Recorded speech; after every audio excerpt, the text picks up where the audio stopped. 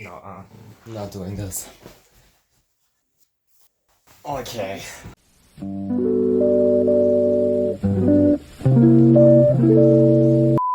Hey everyone. For today, we're doing something quite different. It's something new I'm trying, and we'll see if it sticks. It might not. But for today, I actually wanted to step out of my comfort zone with a horizontal piece. If you are an avid watcher of my videos, you might be able to tell and notice that I do tend to sway over to vertical pieces, as the compositional aspects of a vertical piece are just a lot easier for me to work with. I'm used to them. I make a lot of excuses to utilize that compositional effect. And I mean, this series going on this channel with creating my own tarot cards, it's just one big excuse to draw a lot of vertical pieces. So for today, not only to challenge my artistic skills and my patience and motivation, I also wanted to just try to draw a horizontal piece that I could also use as a wallpaper, because I'm in desperate need of a new one. The last wallpaper I made was, I think, 3 or 4 years ago now. So making a new one was... No, I'm serious. It was important. I don't want to ramble too much, because this video is long enough with a horizontal piece taking me a lot longer than a vertical one, which is also another reason why I don't do them that often. Let's switch over to voiceover Lucas. Now, to be totally transparent, I didn't really have a concrete plan going into this illustration.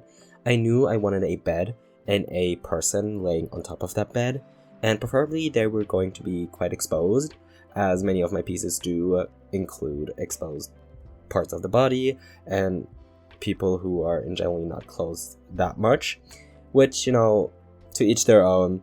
But for this piece especially, whilst we're dealing with a topic in which I wanted to expose the emotions and the thoughts, inner feelings, and backstory of this certain character, I took that analogy that you also have within theater. Because in theater, when you're naked, you're practically saying to the audience, here, I'm exposing my full self to you. I'm not hiding behind anything. I'm not trying to keep anything secret. You're able to see all of it. Now, of course, due to regulations, I cannot do a full nude illustration here, as that would have been taken down, and I do not want that.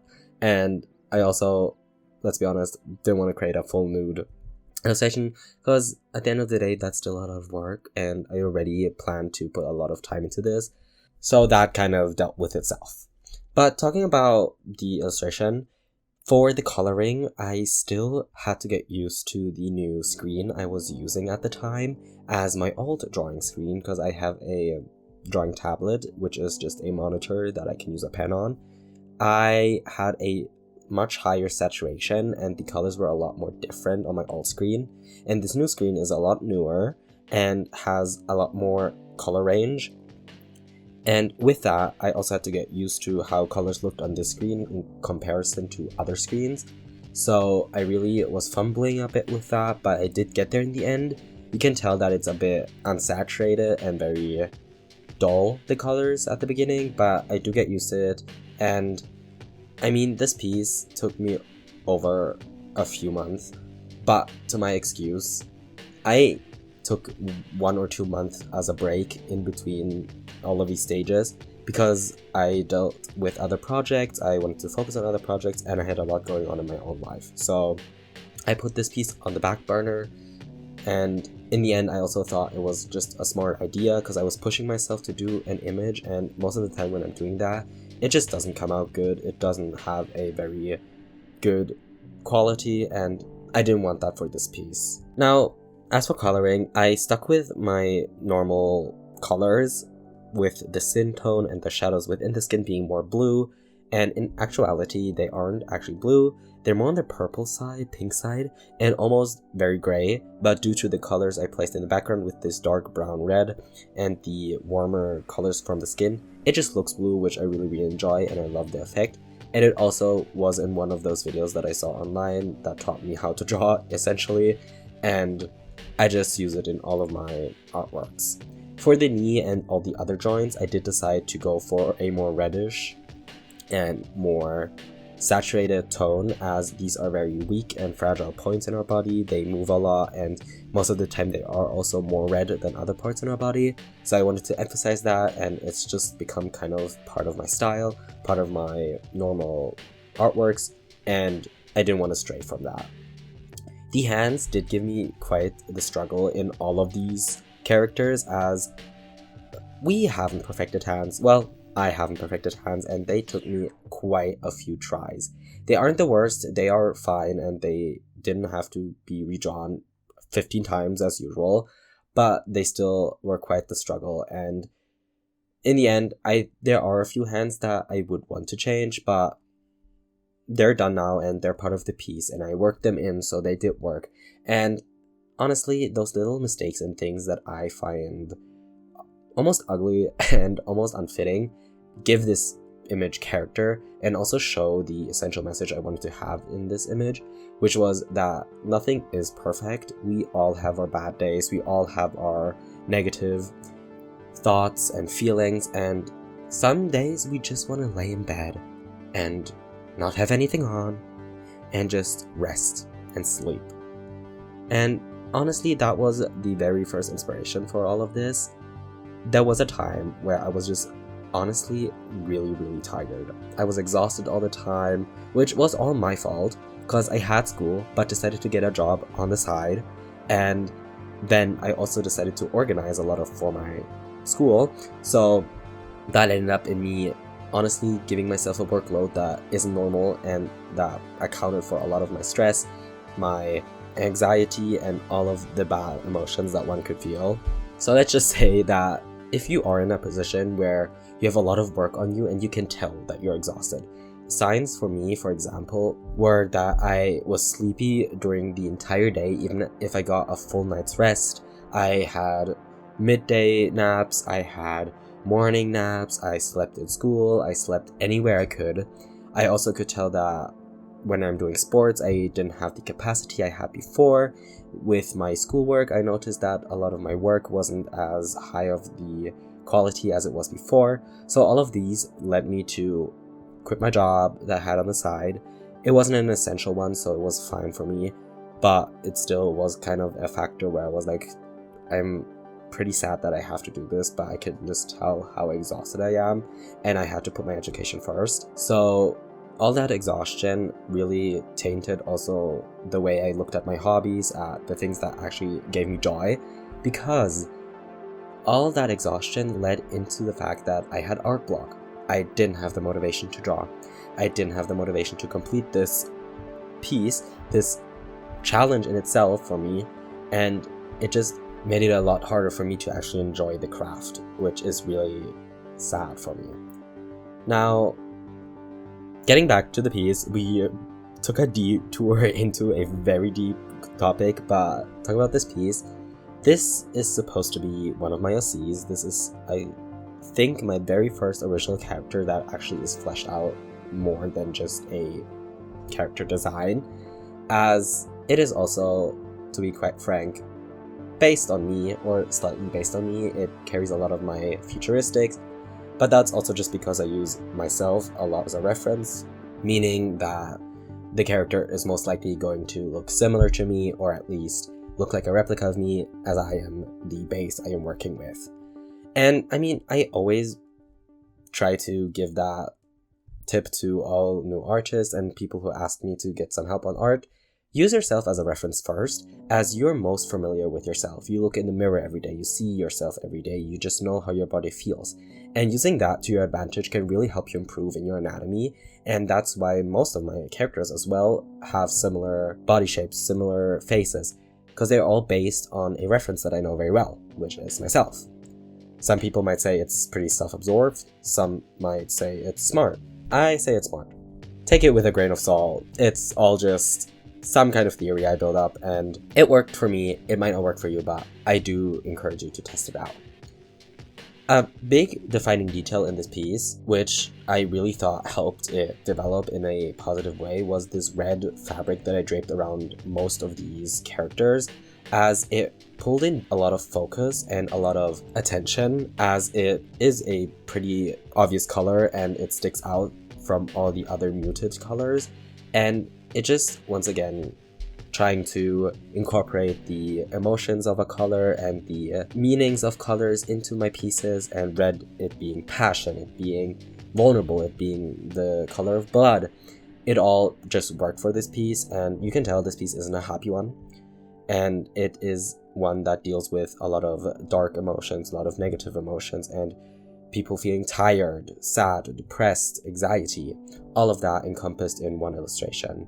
And this piece in particular really helped me deal with my own emotions, as in turn, it being my OC that I based on myself, I could also work through my own emotions, and it helped me actually find some kind of calmness within the entire storm that was raging on back then. So to get more into the idea of this entire illustration, if you haven't understood it yet, basically we have the OC, and he is in a room in which time does not play any type of role, as we have 4 versions of him, just either laying there, sitting there, slouching there, and all of them represent a different point in time, a different condition of this certain character, a different feeling. And for the very first one that I illustrated, with the person laying on the bed, we have the youngest, the most inexperienced version. They are tired, they're laying in the bed with half of their face covered by their other hand, because they don't want to show the bad side, the bad emotions they have, but yet they're still exposed, as it's apparent that they don't feel good. The second character I illustrated was the person sitting in front, still slouched, but now with their head held higher, they can see it more. They haven't covered themselves up that much. Now with the person in the back, we have one that is more angry, who has their turn back to the viewer, as they don't want to show that anger, but they still feel it. And they are focusing on getting themselves ready, and they have some clothing on in contrast to the other figures. They are hiding behind something, and they don't want to show that to the outside. Yet the clothing itself also restricts them of actually breathing in this case, as we have a corset. It stops them from showing who they really are, and it really refines the way they see themselves, as they are shaping the image they have of themselves. It also shows the disconnect to the other characters, as we don't see their face immediately. We do see it in the reflection that I'm adding later on, but it's still very subtle and you don't see it at first glance. And it's hidden, but it's still there. The emotions, as one might not notice them at first glance, will still be apparent, will still be there to observe. And having that represented in this piece was very important to me. And as for the last character, we have one sitting behind the person laying in bed, kind of comforting them.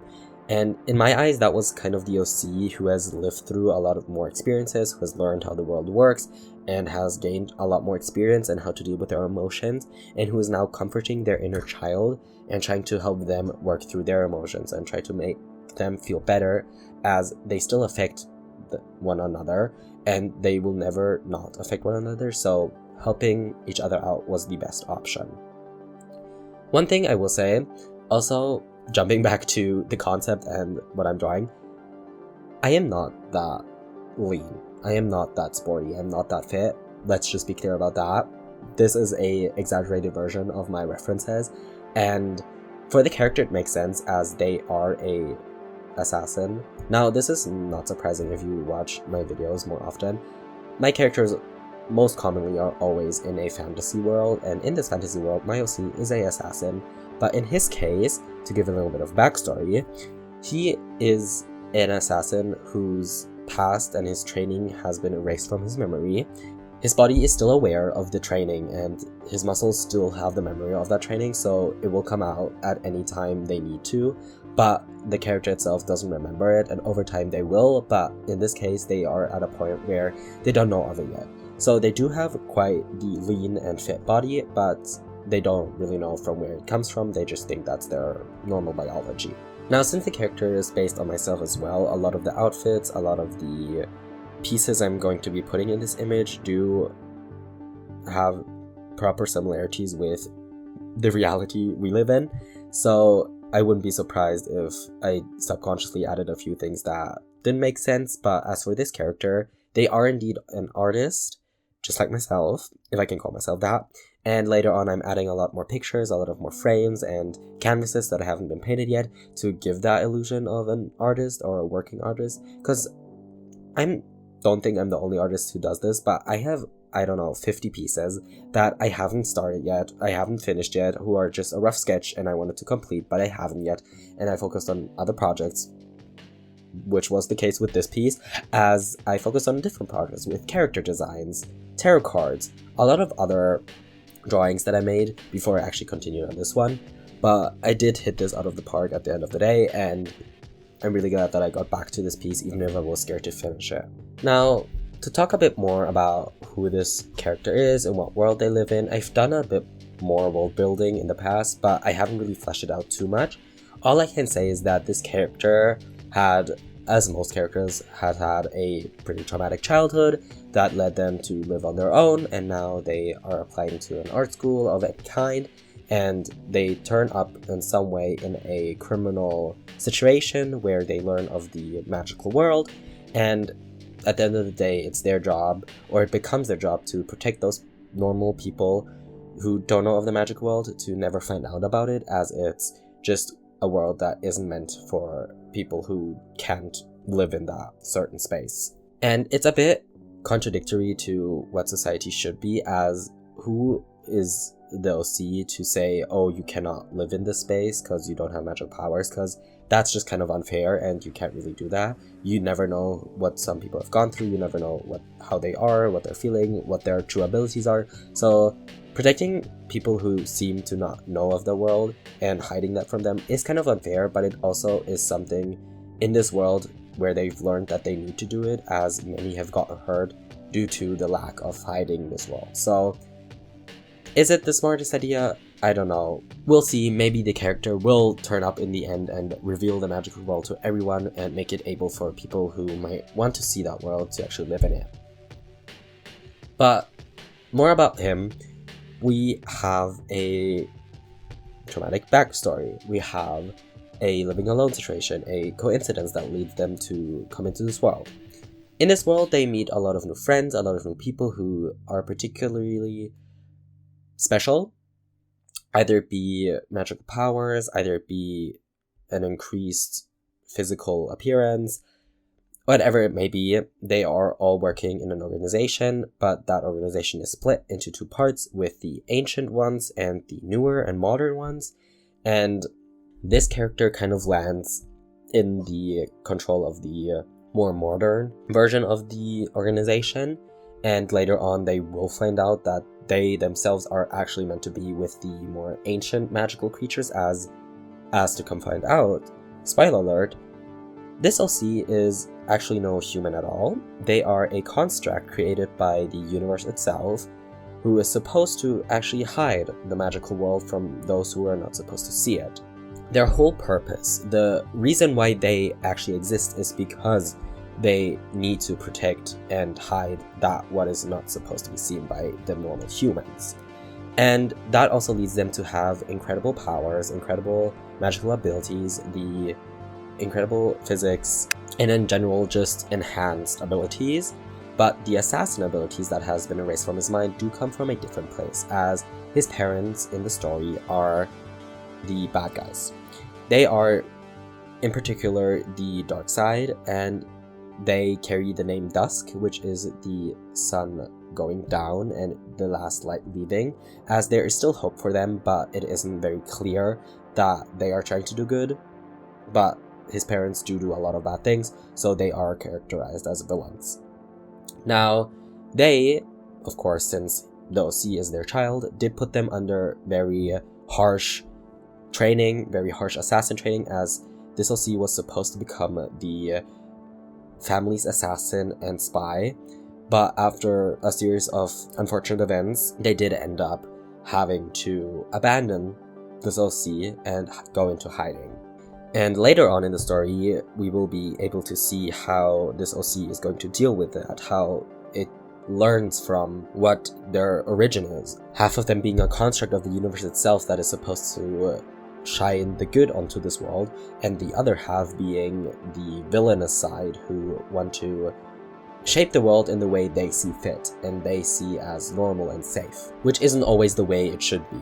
And of course, with DLC being placed with the modern people, they despise him after they find out what kind of origins and what kind of blood he carries with him. But a special thing about the Dusks is that they are blood weavers, and in this kind of fantasy world that I've created, blood weavers are the superior healers in this world. There are normal healers, but blood weavers are able to actually, as the name suggests, weave the blood and heal wounds that no normal healer could, and they can also partially bring people back from the brink of death, which normal healers don't have the access to.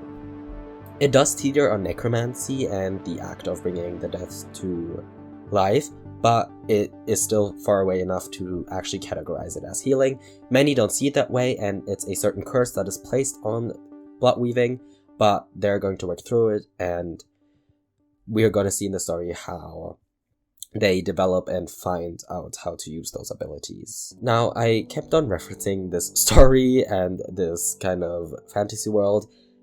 Yes, I did once try to create a book on this, but I never actually completed it, as it was just a big feat to complete and I really never had the motivation to. But I do have a lot of chapters just about certain scenarios, since I also daydream a lot about certain and random scenarios this character would go through, so I do have quite a lot of ideas for this character and where their story might lead to, but nothing is concrete. A lot of could change, and in case any of you have any really cool ideas, just leave them down in the comments. But as for this story, it is very dear to my heart, and I've been developing it for many years, and a lot of my friends can attest to that. So I don't know where this story will lead, but we can only hope that it will be a good one. Now, I don't know if you want to hear me ramble about this a lot more. In case you do, I can do a follow-up video where we talk about different characters, different stories, different backgrounds, but for today I think I'm gonna leave it at that, as it might have been confusing enough. A few more details I did want to point out were the window in which we can see the development of a Dusk, and it's small details that I really enjoy. We also in the background have a few portraits that might or might not be the parents, the siblings, and people in this OC's lives. It's all up for interpretation and how you want to see it, and there might be a few Easter eggs in there, but for now, I think I've said enough, and I'm just going to let you enjoy the rest of this.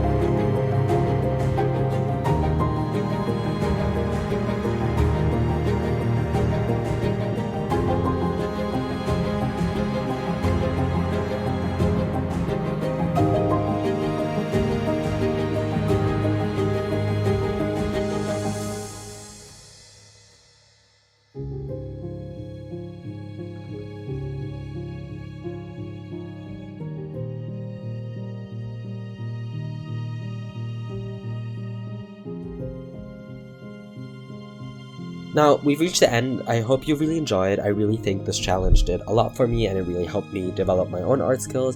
And in the future, I might even do a lot more of these wide and horizontal pieces, as they are, at the end of the day, really, really cool. So until next time, and bye-bye.